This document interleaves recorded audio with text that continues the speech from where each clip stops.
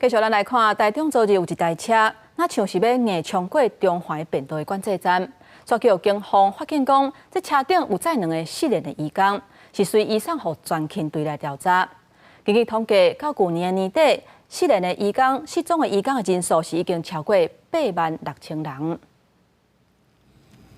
警方伫中环便道管制站头前，将这台修路车抓来，原来是接到通报，讲车内有载2位非法移工。下车，来。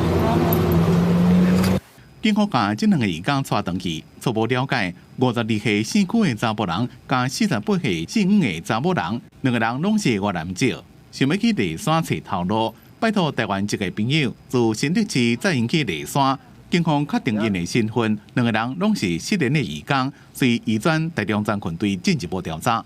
2名越南籍移工皆是通报行方不明人口，该2人称其要到和平区梨山地区找工作。根据移民署的资料统计，到2023年12月底，失联移工的人数86000多人，是史上人数上多。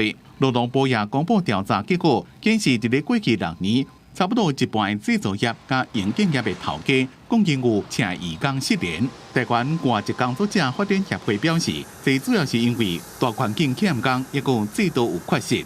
从制度上面来改革，譬如说跨行可以转换工作，跨业转换工作。当然，过去长期以来的一个移工债务的这个问题，我们也必须要在这个时候来做一些处理。徐水熙表示，目前移工的跨行跨业转换制度无够完备，再加上移工因的资讯无够，造成失联的人数增加。政府应该防止中介剥削，也要提供实际的帮助，才有法度解决问题。记者综合报道。